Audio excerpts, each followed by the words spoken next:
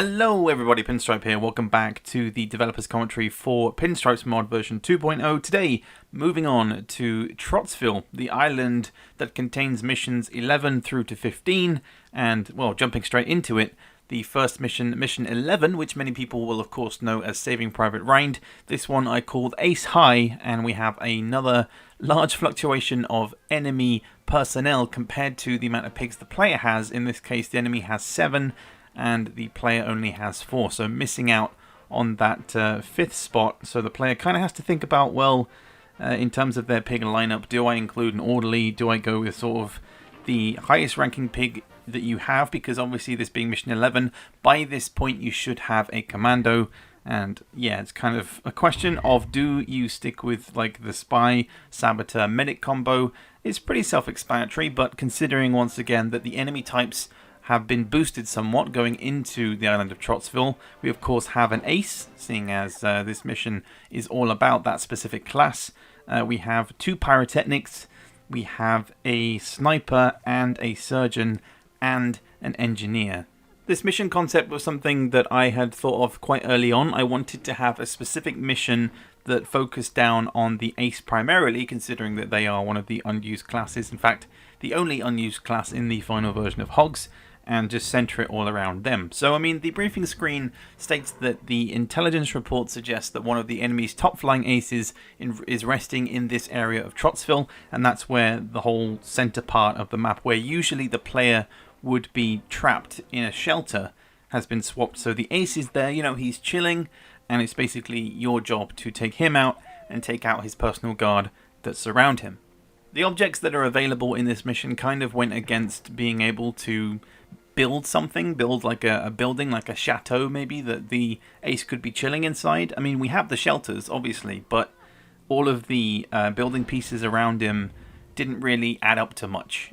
So I kind of stuck with that square area, or perimeter, I guess, where the ace could be inside. He's inside a shelter, and then we have additional shelters along the outside where both of the pyrotechnics are, and of course, going into hard mode, it does get a lot trickier considering that the sniper becomes the spy, the surgeon, and the saboteur at that point are there as well, and then you have 2 commandos alongside the ace. It does get pretty tricky, but once again you can expect to have plenty of crates coming in, both health crates and weapon crates, and I guess just positioning really. It's the same thing as usual, except the medal in this case, you have to wait for it, and I did find that sometimes I was able to finish the mission before the medal actually dropped, which in some missions within this mod that does happen a fair amount. You kind of have to wait for the medal rather than there being a specific pig or objective to destroy. If it was possible, one of the things I would have loved to have been able to do would be to add some kind of plane in there, like a little vehicle that would belong to the ace. There is a plane model from the alpha version and earlier that is still hidden in the game's files, but sadly that isn't an object that is available here, and actually that object of the plane does include a pig already sat inside it. And I could have added a blimp, but I mean, if you've seen our Blimp City multiplayer video, you will notice that if additional blimps are added into a level, they will just rotate. They'll rotate in either clockwise or counterclockwise or just on the spot. They get really weird and funky. So sadly, no additional details in that sense. But overall, this mission was pretty straightforward. The sculpting of mission 11, you can't really change it too much, considering that there is also a large minefield in one corner. It kind of reduces the playing area a little bit in terms of what you could do. And I mean, looking at it from just a global map perspective, if you could see it from a top-down view, there isn't really any other area that I could move the ace to that would be better than where he currently is. So I guess that's kind of it for mission 11. Mission 12, on the other hand, is one where I introduced a specific pig, in this case a hero, and gave him a nickname. The issue a lot of the time with creating a story within the single-player campaign is that obviously you have to think about that you can't predict what team any given player is going to play against, because obviously the team that you choose and then the teams that you play against and in what sequential order, you can't choose that. So you kind of have to refer to specific classes, not by their nation, or at least if you're trying to create some kind of character within a level, you have to refer to them by just a nickname and not refer to the team or nation that they play for, because, like I said, you can't predict who is going to be playing in that specific mission team-wise. So seeing as Mission 12, as everybody knows, it contains tanks, I went ahead and mentioned in the briefing screen that there is a tank commander nicknamed the Wolf, and is a cold-blooded hog who will stop at nothing to cease the player's advance through Trotsville. And as you'd expect, there is a lot of tanks in this mission. It does slow down, the pace of this campaign does slow down when you get to Mission 12, because there are so many tanks, and because the AI do take quite a while with taking their turn when they use a tank. But you can tank block with your own tank, as you would with a body block.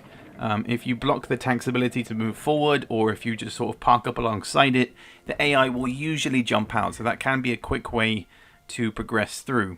Speaking of the Wolf, this hero does have 200 health, so even if you destroy their tank, there is a chance that they will either be destroyed and not take damage, because tanks are funky sometimes. Sometimes it will damage a pig by 40, other times it will do it no damage whatsoever. But yeah, I increased the health of the hero to make it known that he is the main character that is being talked about within the mission briefing. I hope that was at least self-explanatory for players who have played this mod already. The whole increase in health thing as well is a recurring theme within this mod, as I do use it as well on Mission 14.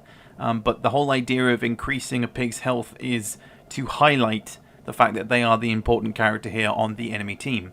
This is also yet another mission where the player only has 4 pigs on their team, the enemy has 6, and that is comprised of course, the hero, surgeon, grunt, a gunner, a scout, and an engineer, or is it a saboteur? I can't remember, but either way, the engineer class is there once again. The objective here as well is exactly the same as the regular Mission 12, in that if you destroy the tanks, you will be gifted a medal. But there are lots of tanks in this one, but don't be fooled, because the additional tanks, you don't actually have to destroy them, but you do have to figure out which tanks it is to trigger that medal being dropped. One thing I can't currently do as a developer of these Hogs of War mods is to determine when a medal will drop that is already in the game. I can't currently edit that, so maybe in future we'll be able to have plenty more objectives that can then spawn medals directly, but for now I kind of have to work with what is available in the current vanilla game. Moving on to Mission 13, and we have Arctic Invasion, where the player's pigs are reduced down to just 2. The overall concept of this mission is that basically you are constructing an Arctic base in the south of Trotsville, and there is an invasion force coming to take you on and destroy it. The map on Mission 13 is perfect for that attack-defense scenario, and in this case, like I said, you are switched around again, so you are defending an enemy onslaught of 8 pigs in total, which in the long run once again makes this mission a lot slower. And also because when I created this mission concept and overall went with the idea of having a huge amount of enemy pigs against you, I thought that maybe some of them would actually make their way inland and do something, but in actual reality very little happens. Maybe the saboteur is the one that traverses inland on that first go for the enemy pigs, but after that nobody really moves on their team, and you end up just being able to sit with the pillbox and shoot them from a distance. That's usually what happens, and of course you have a huge quantity of weapon pickups and health, and the medals right there as well. That was the difficult part. I mean, I could have left the medal in the top left corner of the map, so you have to kind of either use the wall climb or a jetpack to get it, but it seemed too obvious. You know, I wanted something different, and that's why I chucked all those supplies there. And it's kind of like, you have those supplies, you need to protect them. In this case, you know, collect them and then use them, that sort of thing. Just trying to make something from nothing, because other than the pillboxes and trees, there's nothing else on this map besides crates.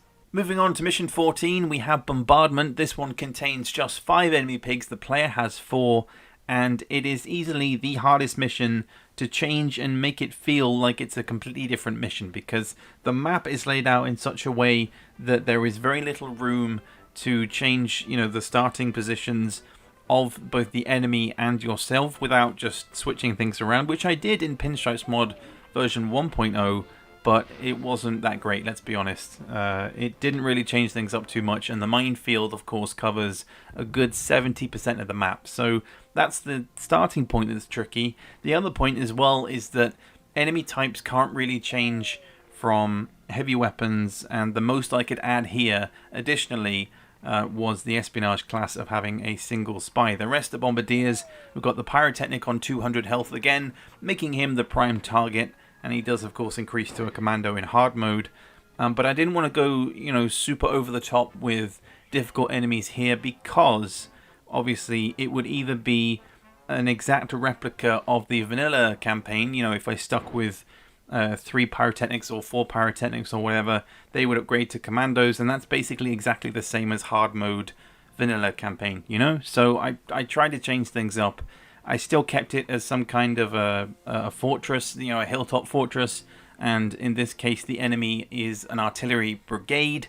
Obviously there's no guns on this map either, but you basically have to traverse across no man's land and silence them once and for all.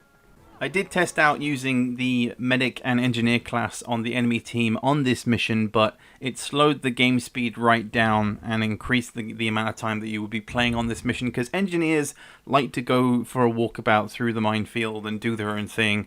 And I mean, the heavy weapons, as we know, can just stand and shoot from anywhere, and the espionage obviously being added in if it does have a sightline. Even if it doesn't have a direct sightline on you, where that pig spawns the spy, he usually has a direct shot on at least one of your pigs from where he's standing. So again, just looking to increase the game time there and overall keep the flow going. Sometimes the heavy weapons pigs will miss their shot, like if they use the mortar they'll consistently miss, and that does happen more often in normal mode. It's a strange bug on this mission, not entirely sure why, probably because it is technically the US version that this build is on. It happens way less in hard mode, but it's still something to keep an eye out for when you play through this mission. And last but not least, this one, of course, mission 15, being called Ambush. In this case, the scenario is that your team have received a distress call of incoming enemies who have jumped in their troop transports and are attempting a last-ditch attempt to try and gain control of the island by attacking you here. And so some of your pigs are already on the map, so not all of your pigs parachute in at that point, you know, to indicate that you have reinforcements coming in to help. But this is another map that tends to fall flat on its face because of this time where I positioned the enemy pigs. They don't really move about and do their own thing, even though they have a saboteur. You think maybe he'd go wandering through the mines. They have a commando. You think maybe he would decide to use his jetpack. I mean, just look at what he does on his first turn. Because of the way I've arranged the buildings, and basically I've taken apart the building that you would normally protect, and of course if that was destroyed, you wouldn't get any medals, the general would be angry at you.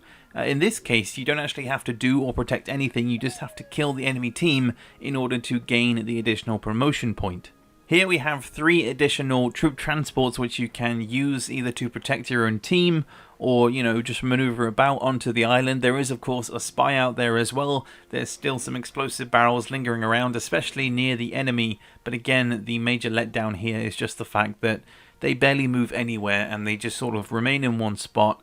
There's not much going on in terms of, you know, them coming to you and attacking you, and that's really where the AI overall kind of lets me down in a lot of these missions, where I'm kind of banking on them to do certain things and act in a certain way, and they just never do. The more I play through this mod, the more I realise just how wrong I was to include so many crates on every single mission. I mean, I was excited, you know, to have a randomizer setting in there in relation to weapon crates was exciting at the time, but in practice I went a little bit over the top and made it far too easy for players to gain good weapons and just easily destroy the AI in the process, especially, like I said, in these situations like on mission 14, 15 and indeed 13, where the AI let you down, they don't make a move and their overall spawn positions are quite weak, and like I said, making it a lot easier for the player to do their own thing. But that is it for the island of Trotsville. I hope you guys enjoyed, and of course if you have any questions relating to these missions, do let me know in the comments. I'm happy to answer anything that you have on your mind, and as always, do feel free to check out the previous developers commentaries. Come join us in the Hogs Discord, and in the meantime I will catch you guys later for the next one.